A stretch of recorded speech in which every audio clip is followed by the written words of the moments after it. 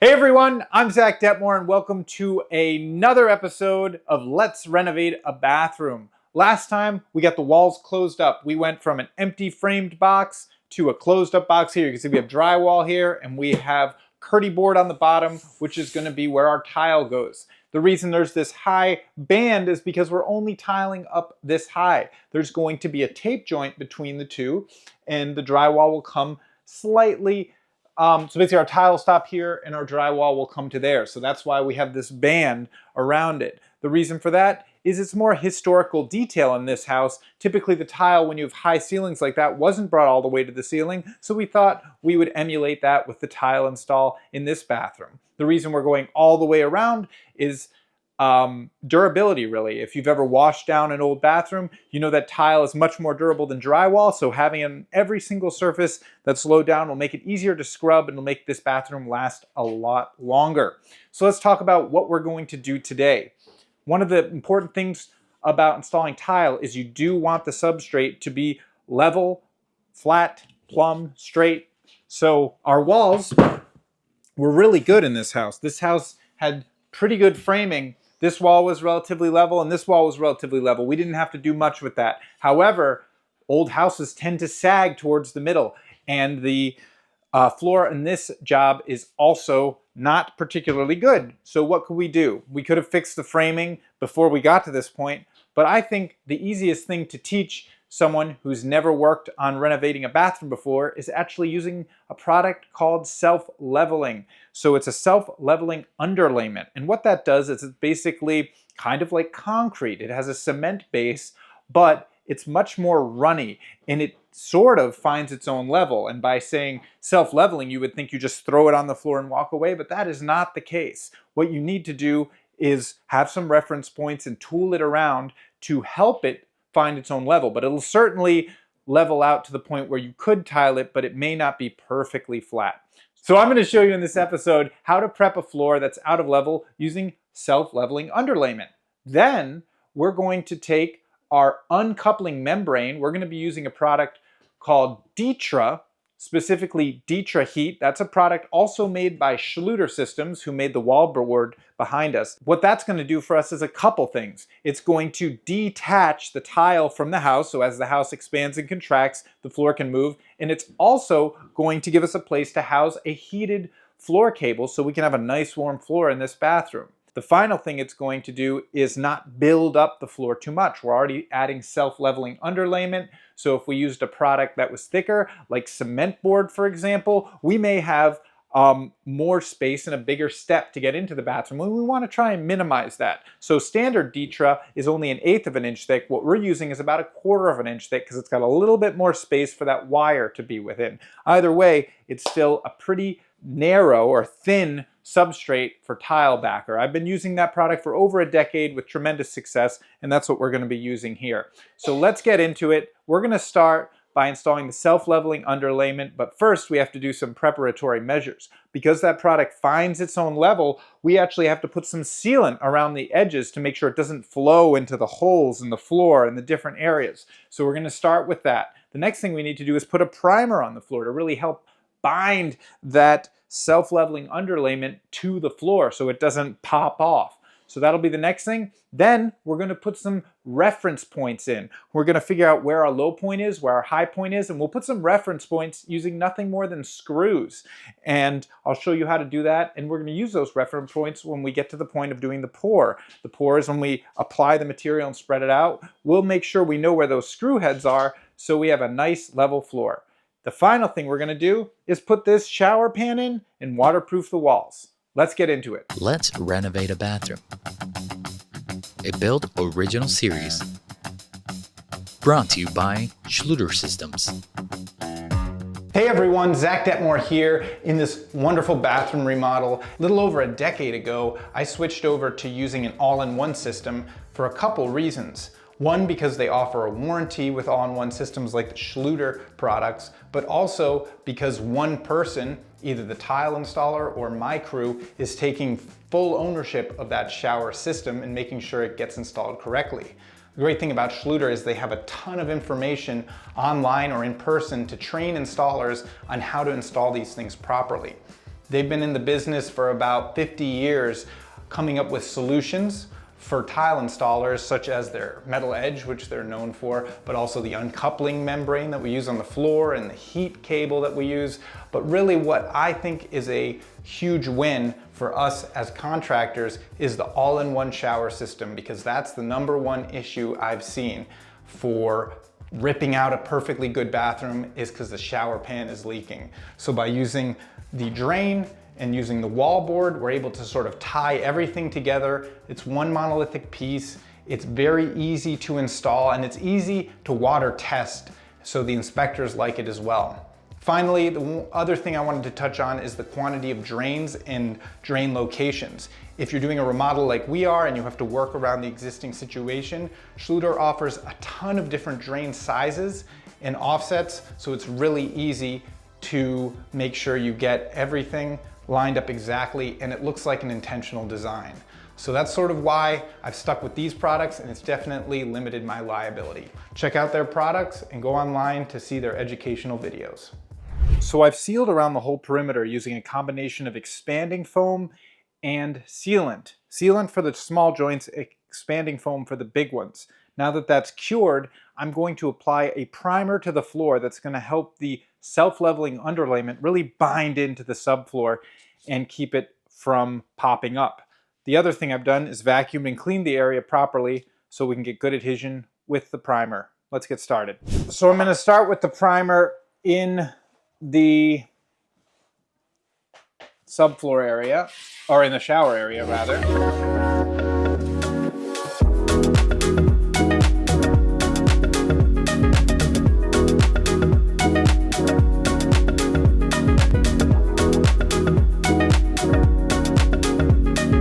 So you can see this floor looks amazing, and it's nice and clean, and we have a good surface to adhere to. The next thing I want to do is put some reference marks for the height so we know exactly how high to pour our self-leveling underlayment. And what we're actually going to use is nothing more than a simple drywall screw. We already have this. So we're just going to put the tip of that screw at the finished height of the self-leveling underlayment that we want to be. So how do you find what height that is? It's pretty simple. That's going to be the highest point of your subfloor. So the way we find our highest point of our subfloor is we're going to take our laser level and we're going to measure the shower pan and see what the lowest measurement is. 4.5, 4 3/4, 4 7/8. So right here, this point right here is going to be our 0 mark. So we know that this point is our high point. So I'm going to take one of these screws. You can see I put a long extension on it, and that'll make sense why I have that later. But I'm going to drive this screw in all the way to the subfloor at that highest point.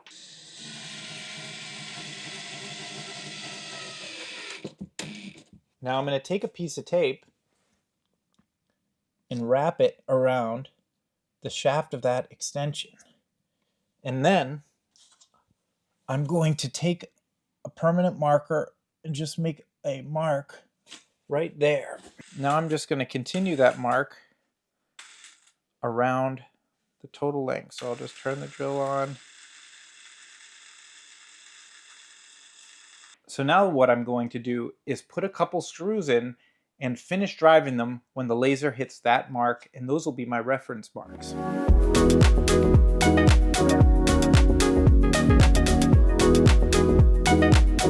One thing you'll notice I'm using is a drill, not an impact driver.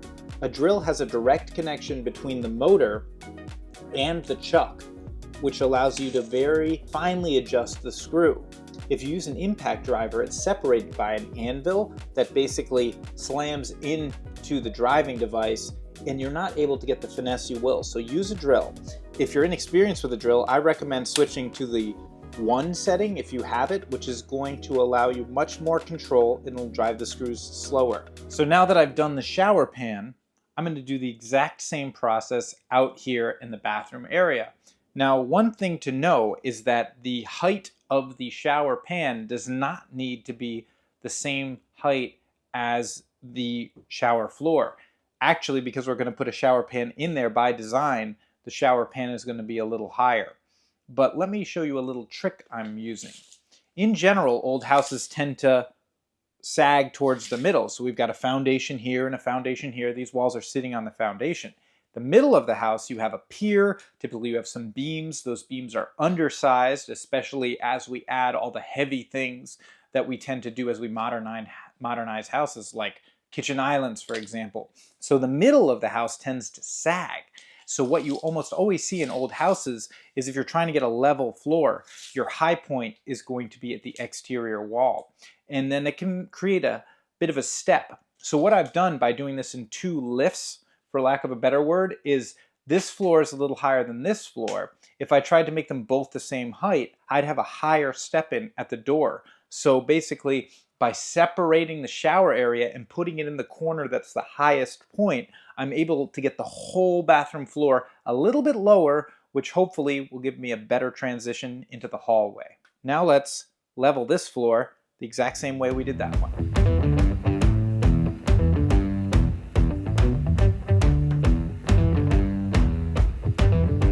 So the next thing I'm going to do is I'm going to pour this into here, but that's going to create a lot of dust in the air, and anything with silica in it can be harmful to breathe. So what I'm going to do is I'm going to take this vacuum cleaner, I'll just click the hose right on here, and any extra dust when I'm pouring it in is going to make its way into the vacuum, so that should help protect us.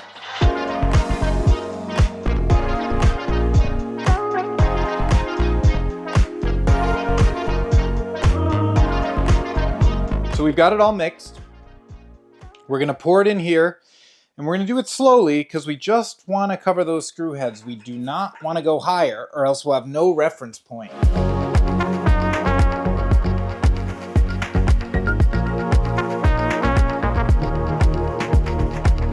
So now what I'm doing is I'm tooling this around. I'm making sure we're just covering the screw heads, and you can see they're lingering right under the surface.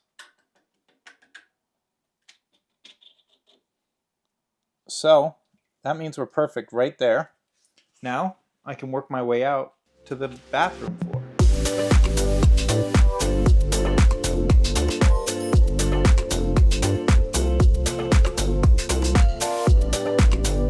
So when you're using a cordless drill that's not designed for mixing, that can put an incredible strain on the motor and the battery. So putting it in the first gear and going very slow is a way to help save it. Obviously, using the correct tool would be a better idea. Now, the other thing you want to know is if it's properly mixed. If it looks mixed, it may not be mixed. So take your time mixing to make sure you get it thoroughly mixed, because otherwise you won't get this smooth finish that you see on the floor here. So now we've made it to the hallway. We've poured all the self-leveler and we have some left in the bucket. That's the situation you want. You don't want to just empty the bucket and be too high. Remember, the point is to be as low as possible, but level. So what I can see right now is just the tips of the screw heads coming through. And that means I'm exactly where I want to be. I've tooled this out and worked it as best I can, working smartly towards the door. And now we're going to let this set up for 3 to 4 hours. And then we're going to put some primer on it and then apply our uncoupling membrane. Let me show you. Okay, so it's the next day. We've let that self-leveling underlayment dry overnight, and we're gonna go check it out and see how it looks. Okay, full transparency, I actually got here earlier today and realized there was a slight problem. There was a pinhole by the radiator in this alcove where I wasn't able to detail it properly, and some of the self-leveler drained into that and actually dripped out onto the floor below. So we cleaned that up, and we did another pour 3 hours ago, so we're just gonna let this set up and then we can continue with our membrane installation. Okay, now it's time to install our Kerdi pre-pitched shower pan. This is pretty cool. It comes to you shipped actually in half, and you'll see it's a foam, and then there's a Kerdi membrane. The same membrane that's on the wall that you're familiar with seeing now is on the pan. And what that allows it to do is be completely waterproof. And the nice thing is this is pre-pitched, meaning you won't have any divots. You can just follow that pre-pitch when you do your tile install. But there's one problem.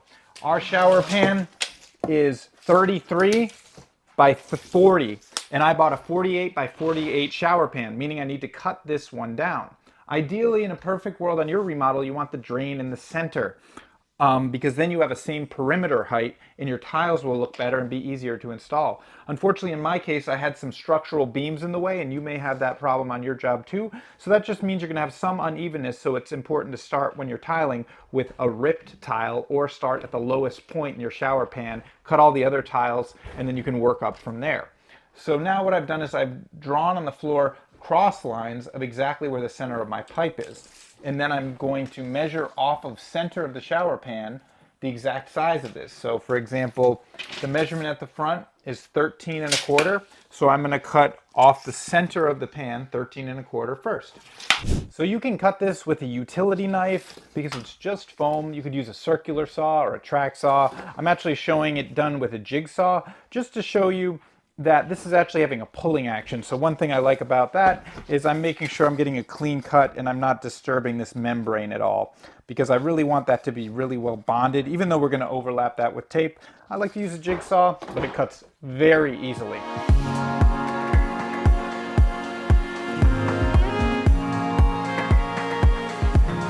The other thing you'll notice is I'm cutting from the back, and that's because this is pitched. So I'd get a slight angle if I had a square saw cutting on this side. So cutting from the back allows me to have a nice square cut. So it looks like the shower pan fits nicely. The next thing we're going to do is add thin set mortar to the underside of the subfloor, and we're going to stick this into it. But first it's important to wet down the area so the moisture from the thin set is not pulled out immediately. The slower the thin set dries, the more durable it will be, and the better it will key in to the substrate. So that's why we want to wet down the surface first. The next thing, we have Schluter all set mortar, and I've got a 3/8 deep by 1/4 inch wide square notch trowel, and we're going to put all this thin set on the ground, on the bed here. The perfect consistency. First thing I'm going to do is what's called burning in. So I'm going to take the thin set and kind of really squeeze it into the area. That's going to help it bond. And once I'm done burning it in, then I can come back with my trowel marks. So the purpose of this thin set mortar is to support the pan. It's not really to bond the pan, because the pan is sitting on the floor, right, and it's not going to want to jump off the floor. But the point is really for it to support the pan uniformly. The next thing you'll notice is I'm going to start troweling these directionally so all the notches are pointing the same way. And the reason for that is when I start to push the pan down, air is going to escape from these channels. And if I had an X pattern where I'm segmenting these, I might create air pockets. So I want to have directional troweling to let that air escape. Then I'm going to jump on top of the pan, give it a little Schluter shimmy, and that's going to collapse the ridges so we have a uniform bed of mortar underneath the shower pan. So now we're going to put the pan right into the thin set mortar. We'll start at the back.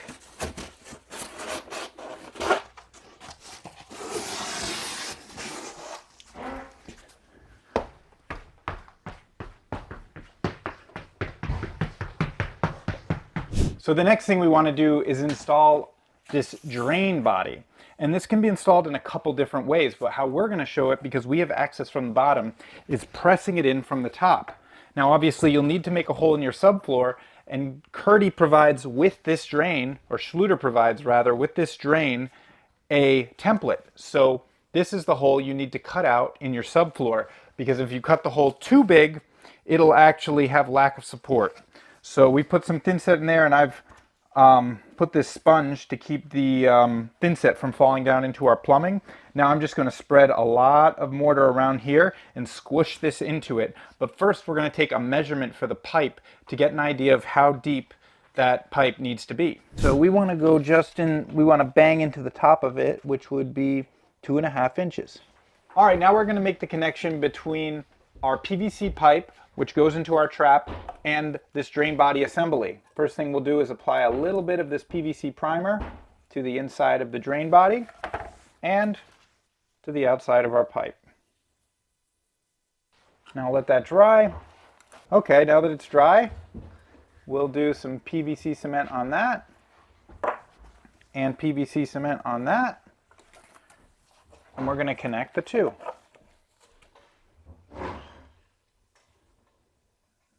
Now that that's connected, we can push it down into our no-hub connection, which is below the floor. That will slide over and we'll clamp it down, and that'll make a watertight connection. Got the no-hub connection on the PVC pipe. Now I'm going to take some mortar, put it here because I want this to bed in. So I'll take some of this Schluter all-set mortar again, and I'll put a copious amount here because we're going to be able to clean it off after. Here we come.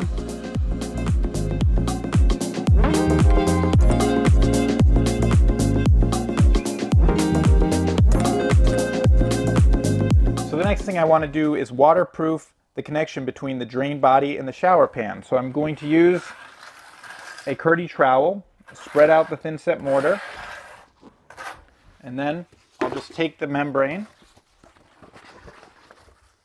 and place it centered over the opening.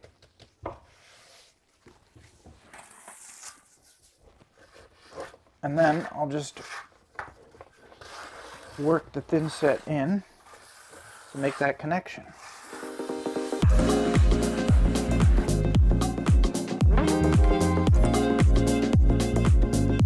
Okay, so now we have the membrane on, overlapping into the drain body assembly. So we have to let that set up. So let's move on to the floor while that dries.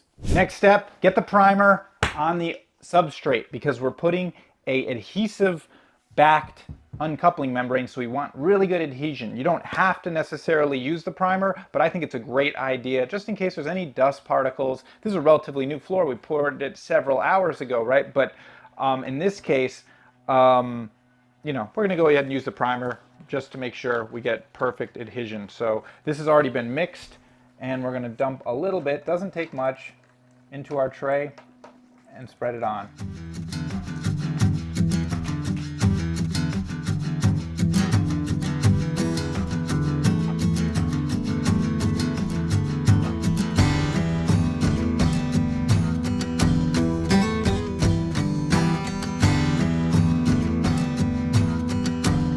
Okay, now that the primer is dry, we can start installing our membrane. The great thing about this is how easy it is. So basically, I'm just going to line it up with this corner and stick down the first sheet.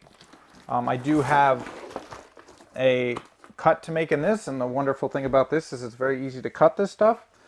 All I need is a knife. So I'll just make a cut here. Let's see, where's my center here? There. All right, 4 inches. So we're gonna do 4 inches, and we'll do a circle, roughly. The old finger compass.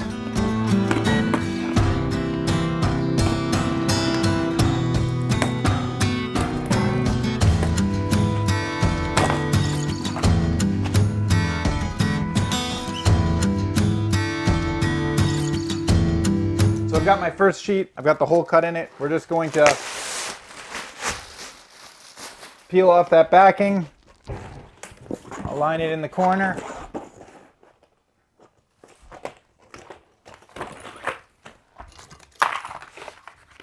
And work it in to the substrate.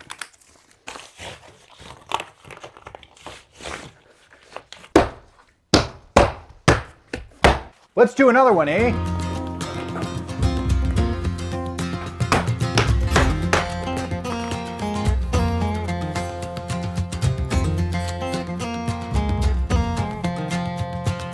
So now that the uncoupling membrane is installed on the floor, what we want to do is put our heat cable in. First thing you'll need to do is measure for the heat cable. And it's important to understand that the square footage of your uncoupling membrane, this Ditra Heat product I'm using, is not the same square footage as the heat cable. For example, we do not want to heat under a vanity. We do not want to heat under a toilet or under a bathtub.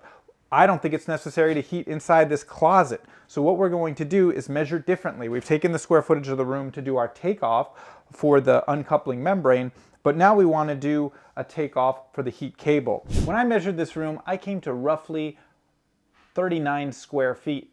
So I ordered this heating cable. And this heating cable says on the label it can cover 31.3 square feet with a stud spacing of 323, and it'll cover 37.5 square feet with a spacing of 3 studs. And what do I mean by that is we're going to call these little studs studs, right? And you'll see I have 3, then 2, then 3 here, and here I have 3, then 3. So if I continue with the 3 and 3 spacing, you actually cover more square footage to go with the 3 lug spacing to get more coverage. So one thing you'll notice about this product is you may have to put it down more than once. It's not always possible to get the layout perfect. So just know that even as a professional, sometimes I'll put the cable in, I'll get towards the end and I'll realize I need to modify my layout slightly to get things to lay out exactly where you want, because you don't always know where the finished cable will terminate, and maybe you need to add a little heating floor at the beginning so you terminate exactly where you want to. So don't be surprised if you have to put the cable in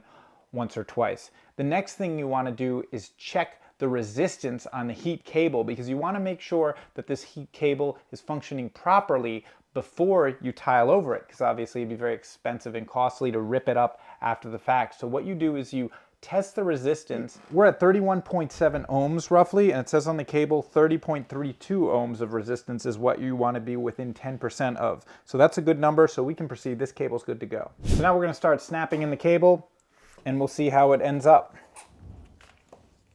So I'm going to do a little loop on the end, just in case I need to get any slack out, and we'll come back this way.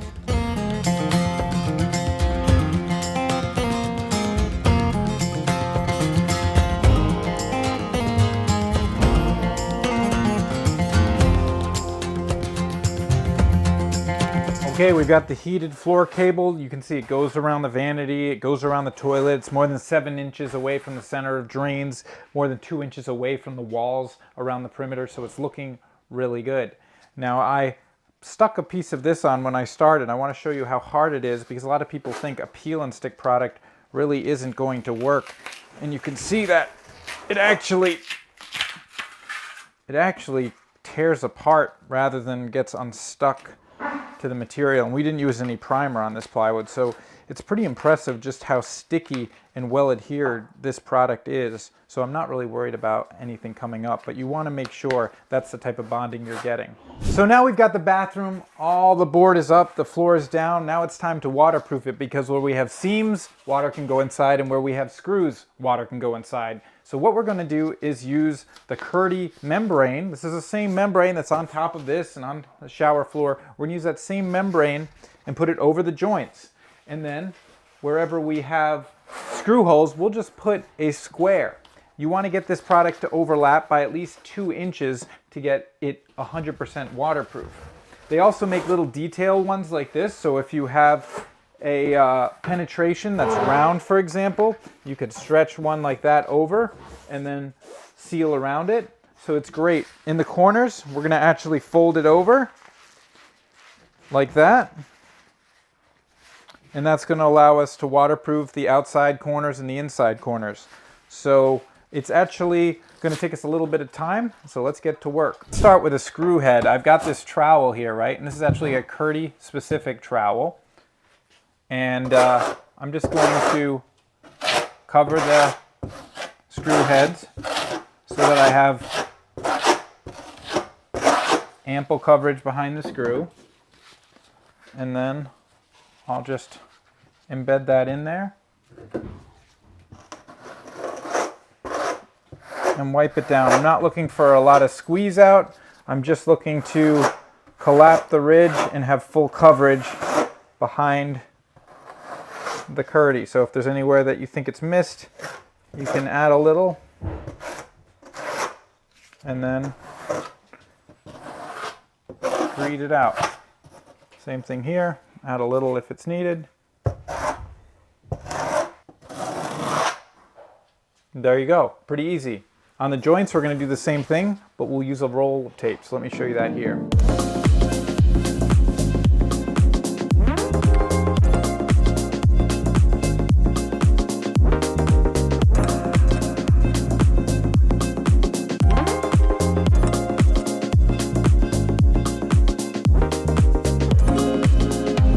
So you can actually take a wet sponge when you're done if you want to knock any of the ridges off, just to make it a little bit smoother, but that's pretty much done. As long as you have this fully embedded in the back, that's what you want to see. Thin set on both sides, clean it off, you're good to go.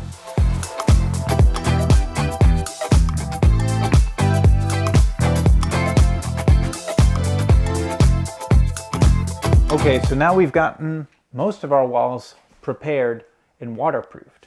But one of the most important things to think about is your shower pan. That's the part of the bathroom that's going to be most likely to leak. In fact, whenever I'm doing demolition on bathrooms, and I've done it on hundreds of bathrooms, the shower pan is usually the place where you see rot. And the amount of rot that you see when you see other shower pan types is the reason I've switched over to using pre-pitched shower systems like this, because they actually offer a lifetime warranty on these systems if you use their products in their thin set like I'm showing here. You don't even have to be a certified installer to get that, as long as you register the products with your house for the warranty. At the end, you can get a lifetime warranty, which is pretty good peace of mind considering this is the #1 failure I come across in bathrooms. So let's talk about how you detail some of those critical spots that are most likely to leak.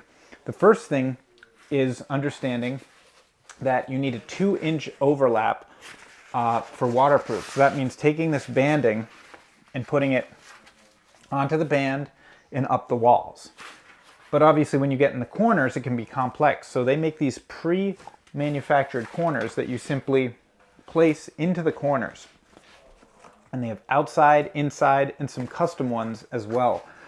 I'll show you how versatile these are. So we would take an inside one for detailing here, right? And then we could take an outside one to finish over the top of it and have an overlap there. And then we can take one more outside one and place it this way. And now each one of those is overlapping at least 2 inches, and they're all cascading onto each other or shingled on top of each other, so there's absolutely no water that can leak in there. And then we would come on top with our band around that outside corner, cover that, and there we go. We have a 100% waterproof pan that's not going to leak. Another critical detail you may want to think about is you may be focused on the wet area, because it's not that important to waterproof the boards outside the wet area. Wet area meaning maybe where your tub is, where your shower is in particular. I've gone ahead and detailed this just sort of as a belt and suspenders precaution. But one detail that you won't want to miss in your dry area is the junction between the floor and the wall just outside your shower. This is a spot that typically you can get water sitting in general when you come out, or the door leaks on the floor, or there's water coming off of your body. So it's good to detail this at a minimum. You may not need to band around the whole entire room, because perhaps where the closet or the entry to the bathroom is, you don't have a doorway that comes in, so it may not be necessary. But I would encourage you to at least do it outside the shower and close to the shower, maybe outside the tub as well, to make sure that's detailed perfectly.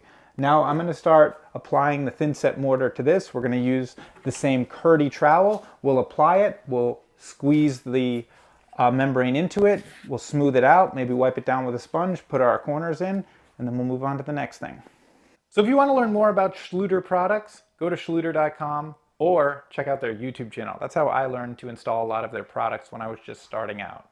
Thanks so much to Schluter for being a sponsor of this series. We really appreciate it. Okay, we're wrapping up in there. We've got some more detail work to do, tape around the top, but you get the idea. Very easy system to work with. If your Schluter installation or waterproofing installation doesn't look the exact same as ours, you can go on YouTube, and there's a vast resource of videos on the Schluter YouTube channel that'll show you how to do installations of your own. But if you want to learn in person, you can also go to schluterevents.com, and there's webinars and in-person events where you can learn how to install these systems properly. Next time, we're going to be focusing on tile installation. We've gone through all of this work to prep this room for tile, so we're going to get into the meat and potatoes of it, put tile on the floor, put tile on the walls, do a couple accent details. That's going to be a lot of fun to see it come together. Today we are installing tile. You can see I've got some tile I'm standing on the floor, but let me recap what you saw last time. So we got the waterproofing on the wall. Since you've been there, we finished detailing the waterproofing around the tub and around the little detailed areas. You can't see it here, so I've sort of mocked it up on the wall, but there's a Kerdi membrane that's brought up to above the shower fixture, and then we actually brought down on top of it sort of a moisture-resistant mortar, because we're actually going to stop the tile slightly below the level of the shower head, but that still needs to be waterproof, so that's why you sort of see this whiter product coming down on top of our Kerdi membrane. But it's still waterproof even though we're not putting the tile on top of it. So let's get to some considerations about tile. First thing you need to do is select the tile for your bathroom remodel. This bathroom, you can see, has white hex on the floor, and it's going to have subway tile on the walls with a little border at the top. We're going to put a little pencil tile in, give it a little accent, a little detail. Hex tile is very traditional in homes of this age, which is why we went with a hex on the floor. Now with these particular uncoupling membranes, it's a good idea and best practice to go with a tile that's larger than 2 by 2. So that's why we went with a larger hex on the floor. We installed this border around it just to give it a little architectural flair, and that's where there's sort of an intersection between detail and budget.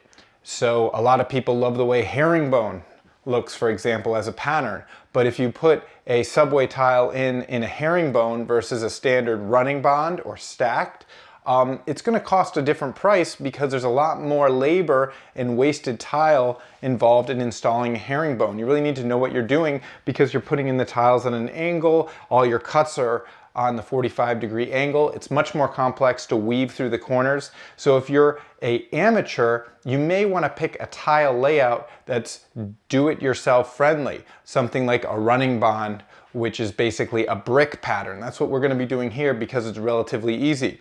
Putting this hex tile on the floor, it's not that difficult. You could definitely do it yourself, but this border does make it a little bit more complex. And that brings me to my next point, which is going to be layout. Laying out the whole area before you start tiling can make your life a lot easier. If you've seen previous videos I've done on the build show, we've shown how you can actually frame walls to be the exact width of the tile you have. So if you really want to execute on a high level, I recommend watching those videos and understanding how that process works. But for a small bathroom like this, you don't always have the luxury of modifying the walls. You know, we're trying to fit a lot of things into a very tight space. So what we're going to do is basically prioritize certain areas to make them look beautiful and deprioritize areas that aren't beautiful.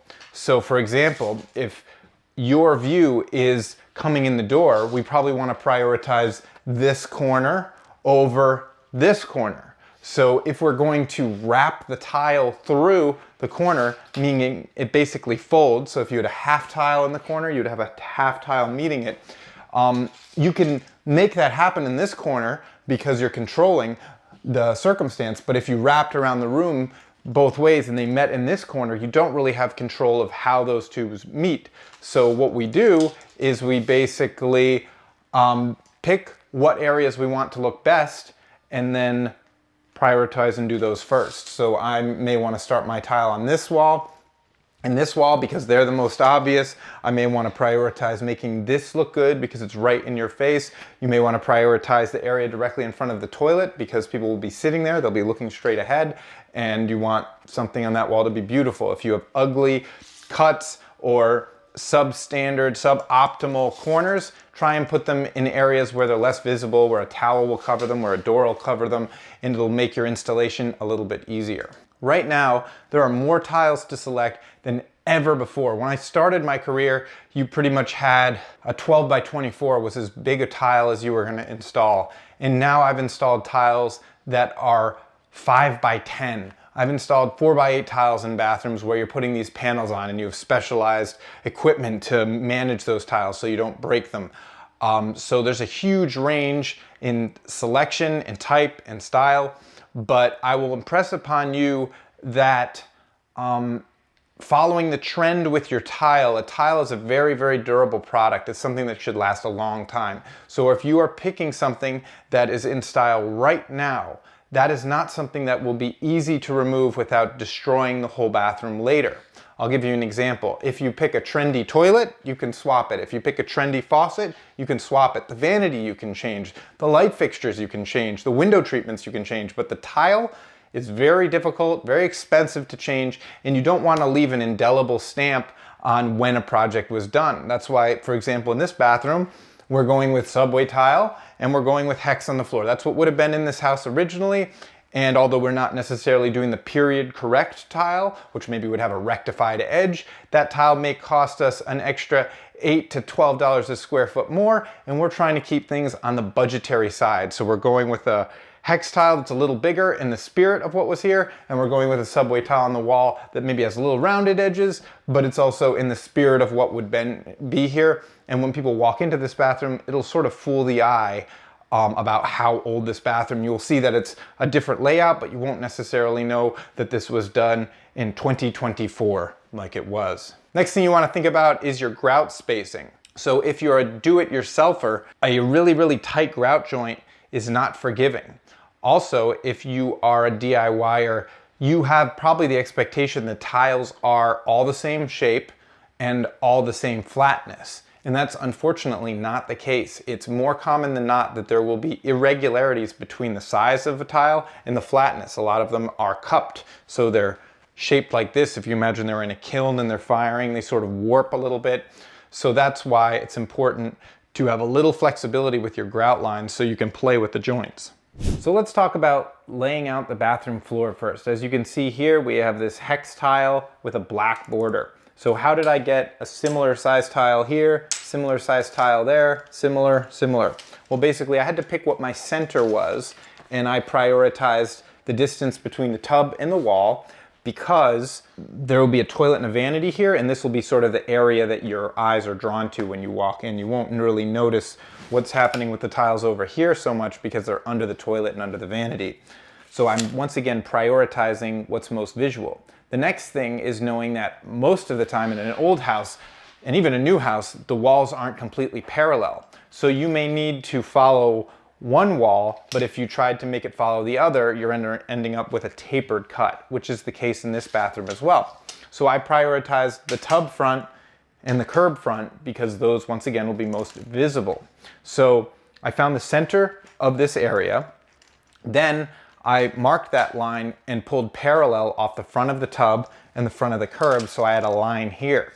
Then what I did was I found, by laying the tiles out on the floor, what gave me even tiles on each side, and went through a couple iterations of that to find one that I liked. And I just wanted a little bit of black on the edge. I didn't want that really thick band, so we landed on this sort of 2-ish black tiles on the edge, giving us a good symmetry.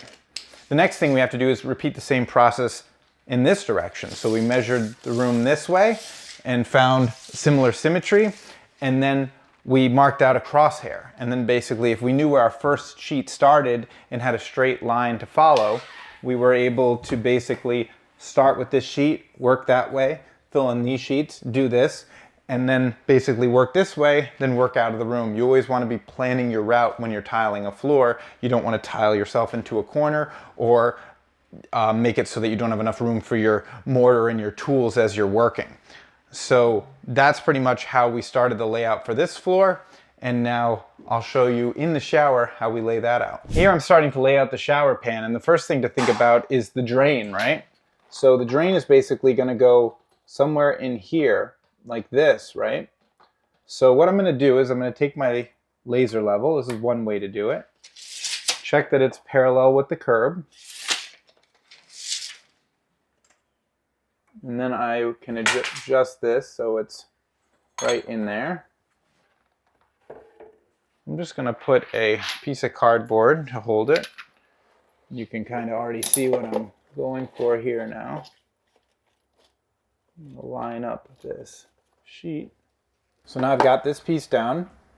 I can put that on top, and you can see that just by tracing around this, I'm able to mark out exactly the cuts. And I'll put X's on them like I did, so I know the material that's going to be removed. And now we've got our drain cut out.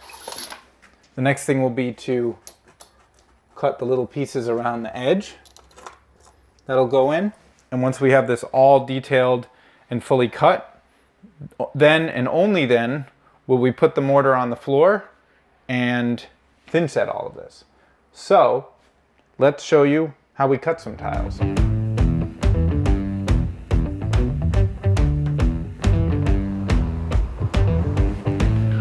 So that's one way.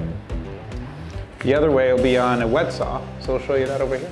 So basically what's happening here is there's a diamond aggregate sort of bonded to this cutting wheel. The nice thing about wet saws is they're not particularly dangerous when compared to wood saw varieties. If you happen to touch your finger to this when it's moving, obviously it's something you want to avoid, but it's not as precarious as a table saw, for example, because this blade doesn't have teeth that will bite as hard. So we're going to push this through, and we're going to guide that saw through the cut.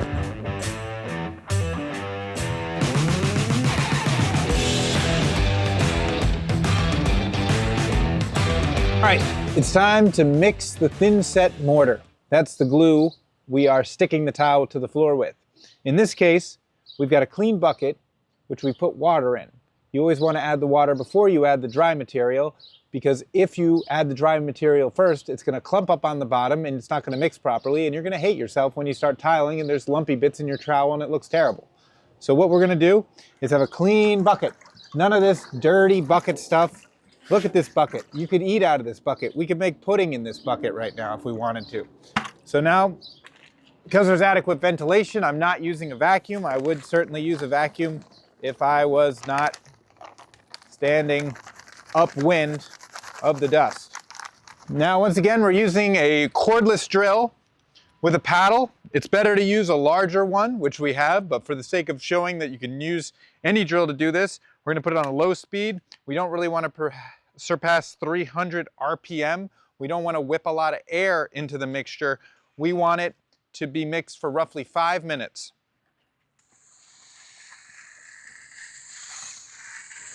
If you don't know what 300 RPM looks like, look at the side of your drill. Typically it'll tell you what the RPM. This one says 0 to 450 in the first gear and 0 to 1650 in the second gear. So we just want to make sure we don't go full power on this. So we'll take it nice and easy. Now the consistency we're looking for is peanut butter. So see how that's kind of dripping off? To me that's a little bit too loose. So I'm going to add a little bit more thin set to stiffen it up.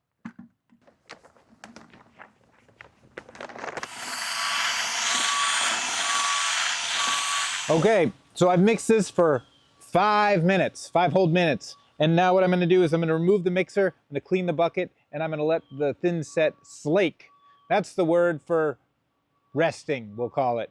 You want it to slake for 10 minutes, then we're going to mix it a little bit longer, and then it's ready to be used. This is the only time I'll use the drill at a high RPM. When I'm pulling it out of the mud, then I can sort of get as much off the paddle as possible.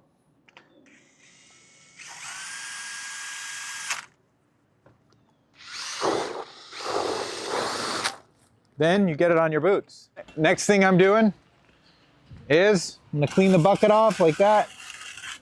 Get all those bibs and bobs off the side. Should have that's nice and clean.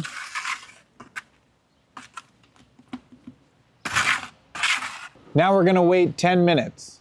So it's been 10 minutes. Now we're gonna mix it one more time and take it upstairs. We're gonna mix it for 3 more minutes at less than 300 RPM. So let's go. So that's pretty good consistency, like peanut butter. Now we're gonna go and install it. Back in the bathroom, we've got our thin set mortar. We're gonna apply it to the floor. We're going to trowel it in one direction. And then if we were using a larger towel, we give it a little shimmy to collapse the ridges. With a tile this small, it's less important to collapse the ridges because air can escape through the gaps in the smaller tiles.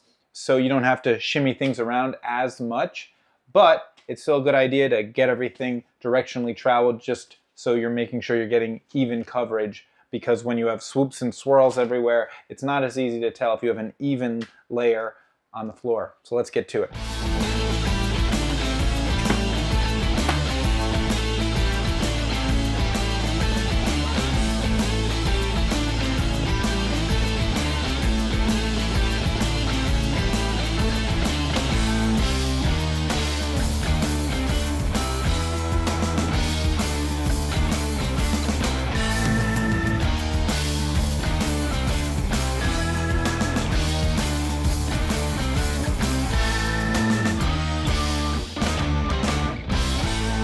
Okay, so we set all the tiles in there. There's a little gap around the edge, but that will be covered by the wall tiles.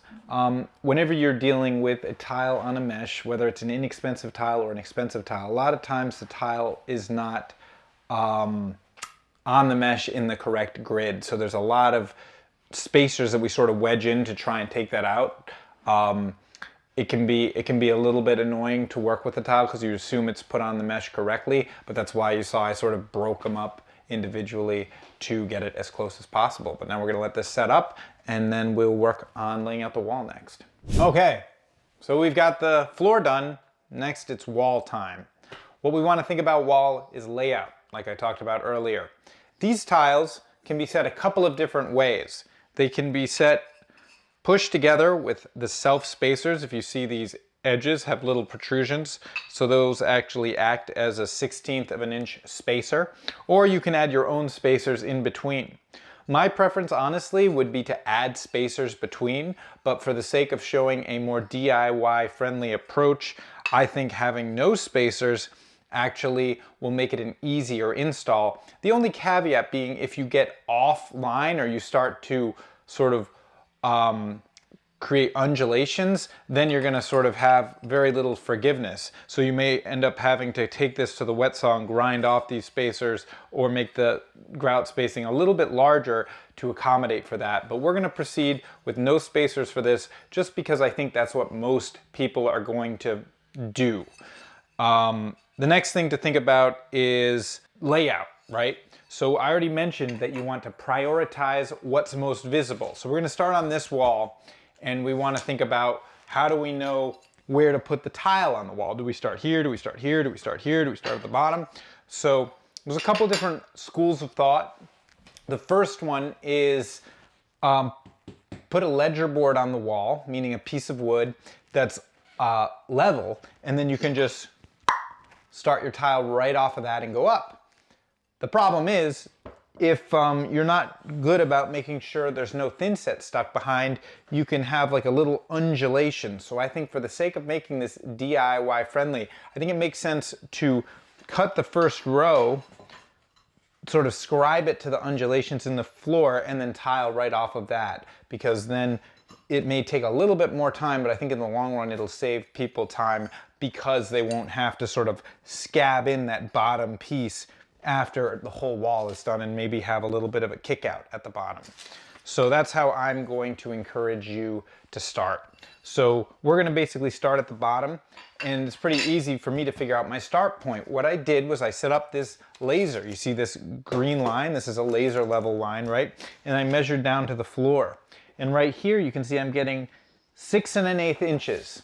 So I measured the whole room, and what I'm looking for is the largest measurement. In the largest measurement below this level line means it's the lowest point in the floor. And that's the dimension that I'm going to use for my starting point, because I can always remove material from the tile if I want to keep it level, but I can't add to it. So if I start at the high point with a full tile and then I continue off, then the gap grows and grows and there's nothing I can do. So I want to start at the lowest point with a full tile, which in my case, there's not a lot of variation in this floor, but it does vary. There is some variation, so it's slightly lower over here at about 6 1/8, where it's more like 6 1/16 over here. So we're going to start at 6 1/8, which is where I put the laser line. And then we're basically going to just put a full tile on the floor. And then if we come up with our spacers, you'll see that that laser line is right at the top of our second course of tile. So what we're going to do now is set that first line of tile at that line, and then we can just work up from there, and we're going to do probably one wall at a time. So we'll do this wall, maybe we'll do the back wall, and so forth, move around. Now, we're not going to show you tiling the whole bathroom because this is a pretty laborious process, and it can be difficult to get interrupted with videotaping when you're working with thin set and mortar and you're having dry time. So we're going to sort of focus on the fundamentals, then we'll come back and tile everything in more production style after this. But we will show you the salient points you want to learn from. The monotony of tiling whole walls is pretty much repeating the same concepts we're going to be teaching you in this video. So The next thing we need to think about, we figured out the height of our tile, now we need to figure out the side to side, where are we starting? And that kind of goes back to making the corners look good, right? So what I've done is I've put all these tiles together. What that's gonna allow me to do is take the tape measure and measure where my grout lines are coming in. So I know this wall is roughly 93. These tiles, when measured across, come to 91 1/8 or 97. So I have a choice, right?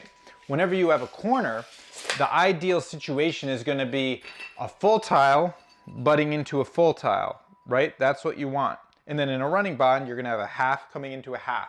And you want that corner to be woven through, basically folded through. So if you cut 40% of a tile, then the delta, the remaining part out here, should be 60%. Now there are other people who feel like this is not the right way to do it, but this is my preference. Some people you'll see will take a half tile and run a full tile into it. Doesn't mean it's wrong, it's just preference. What my preference is, if you have a full, it should terminate into a full, and if you have a half, it should terminate into a half. So that's what we're gonna be looking for. So we've already stated that this corner is our sort of beautiful corner. That's the corner we want to maximize. When you're sitting on the toilet, you're looking at it. When the door is open, you're looking at it. That's a high priority corner for us. So we're gonna prioritize making that one look good over this one, which means we just need to know that our grout line must start at either 91 1/8 when measured from that corner, or we can start at a full tile over there. Now this floor is wet right now, so I don't really want to be working off of it. So what I'm going to do is just take a measurement. I'm going to push into that corner and I'm going to measure over this way 91 inches. And wherever that 91 is will be my first tile, starting right there, and we'll tile this way. So that's how we determine the tile layout. And then basically, if you're folding the pattern, this wall will determine the next wall, right? And this wall will determine this wall. And then when you come to a door, for example, you get to reset. So you can pick where you want the full tile at the door because the pattern doesn't travel through. So that's pretty much how we're gonna handle folding the layout. So Mike just reminded me that I didn't talk about coverage.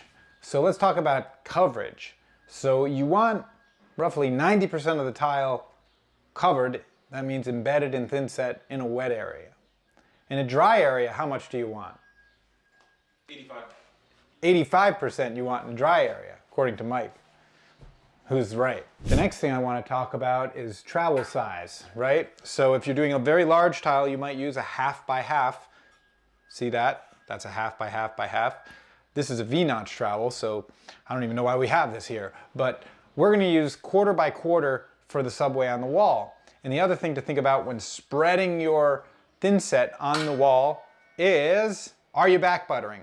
Back buttering basically means when you have a tile, we'll act like this is the tile, you are spreading thin set on the back. You are not doing it with the notch part of the trowel, you're doing it with the flat side, and you're like basically burning in that thin set. So the notched thin set that's on the substrate has something really easy to bind to. Remember, a lot of these larger tiles are concave or convex, so you really want that mud to bind in good. The other thing is when you have a bunch of notches and you're setting large tile, you want to do what we call collapsing the ridges. So you want to push the tile in and sort of squish it back and forth and collapse those ridges. Because what you're looking for when we say full coverage, if you can imagine a piece of glass being set onto the ridges of a trowel mark, you would want that piece of glass to look completely white or gray or whatever color your thin set is. If you saw a bunch of striations or lines with air pockets in them, that's not adequate coverage and that's not what you're looking for. A simple way to test if a tile has been installed correctly is you can actually just tap on it after it's been installed, and if it makes different noises, you can pretty much tell that tiles making sort of a tinny echoing noise do not have adequate coverage on them. So it's important to get those tiles done well. In the case of subway tile, this 3x6, it's not really necessary for us to back butter. We're gonna use a quarter by quarter trowel on the wall, and we're just gonna embed the tiles right into it, and we're gonna fly up this wall. At least that's what I'm hoping for.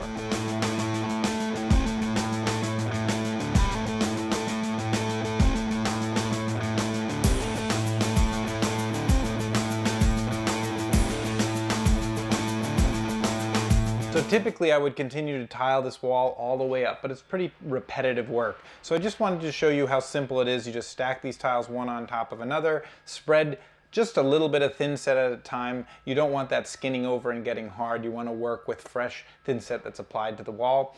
If you have a helper like I do today, it's great to have one person cutting and one person installing, so you're not constantly breaking away and you're not letting your thin set up, because it is important to have wet thin set that you're working over. So I'm spreading it on the wall, I'm pushing it in and sort of rocking it back and forth to collapse those ridges, and that's pretty much it. We'll just keep repeating the process. And one thing you'll notice that we're doing is it's a good idea to sort of have a laser with a horizontal and vertical plane and kind of follow yourself up, because you don't want any undulations. Remember, we're going around this whole room with this tile and the grid is very noticeable. So just checking yourself every couple courses to make sure you need to add a wedge just to play with it is totally normal, and that's how you get successful results. We're actually going to pivot now and show you how to grout the floor, because that's another essential skill to understand, and we don't want to waste our time tiling this whole room. We just want to show you a simple instance of how to grout the floor. So we're going to jump right into that now and start grouting this main area. All right, it's grout o'clock, and that means we're going to mix up this grout very similar to thin set. We are going to put some water in the bucket. We are going to mix it to the consistency desired. We're going to not go over 300 RPMs with our drill. Then we're going to let it slake for 5 minutes. Then we'll mix it for another minute, and then we're ready to grout. The first mistake people make with grouting, I think, is either grouting the whole floor, letting it dry too hard, and then they have to really work to get that grout off, and they're so tired and exhausted, and it's really troublesome. The other mistake is going the other extreme and coming back and wiping it down too soon when the grout's soft in the joint, and then you're diluting the grout, and you're gonna have a subpar finish or low grout joints. It's gonna look poor and inferior. So you really need to hit that sweet spot. We're going to expect it's going to be roughly 20 minutes from the time of grouting that we're going to wipe this down, but it can change. Your best bet is to do a small area first, see how it sets up, and then you can sort of feel it out from there. To apply the grout, we're going to use something called a grout float. All this is a trowel, but it sort of has a squeegee effect on it. There's silicone ones, there's many different types, but the purpose of the float is to remove as much grout as possible. If you do a very thorough job wiping down the grout, you're gonna have a much easier time when it comes to doing the sponge work. It can be very laborious cleaning all the grout lines, so if you can be thorough with your float work and make sure there's not a lot of heavy residue, then your sponge work will be much better afterwards. When you're doing a grout joint, if the grout joint is vertical, you always want to have your float parallel, because you don't want the float falling into the grout joint. So typically, if you're working on a grid pattern, you're going to hold it at a 45-degree angle, so no matter which way you're traveling, you're never going to fall into it. On a hexagonal floor such as this, what we will be grouting, it doesn't matter as much because the grout float is larger than any straight line on the hex, so we can pretty much go whichever way we want. But on a subway tile wall, for example, you wouldn't want to come straight up. You would want to be working on a 45-degree angle. And the other thing you want to think about is the grout really keys in to the tile. So you really want to focus on making this like a plow that's wedging the grout deep into it and pushing it in. You don't want to just sort of screed it off the top of the joints and have it just be flat and sitting on top of the joint. You really want to fill any cavities that are around the side of the tiles, because the grout can actually help support the tile if you did a bad job setting in the first place. And seeing as we're directing this at DIYers, we probably did do a bad job in the first place, so the grout's going to help fix anything we missed. So we let that slake for 5 minutes. Now we're going to mix for 1.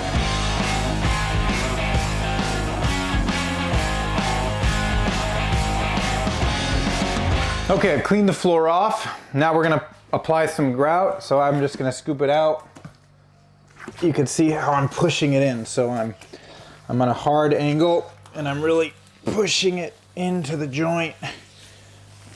You can see how it's kind of coming above the tile there. And then you can see when I'm cleaning it off, not leaving too much.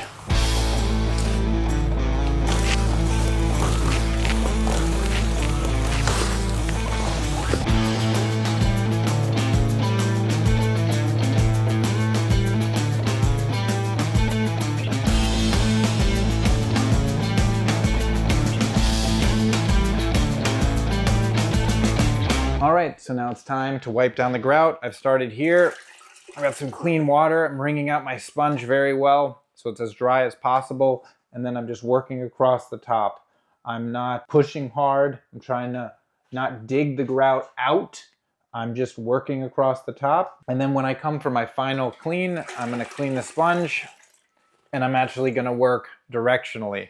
So I'm gonna pull the sponge across like this. I'll flip it over, pull the sponge across like that, and basically leave it like that. And it's gonna leave me with as little haze as possible. So with that process, I'm gonna go clean the whole floor off, and then I'll come back and give it one more buff, probably in an hour, and we'll see how it turns out. So that's pretty much it. We've got a lot of tiling to do, and I'm gonna finish grouting this floor, then we'll protect this floor, grout all the walls, tile all the walls. Good bit to get working on. So see you next time on another episode of Let's Renovate a Bathroom. On that one, we're going to be doing the trim carpentry. We'll probably be doing some painting and detail work, and maybe we'll even get some finishes in. Thanks so much for watching. See you next time on The Build Show.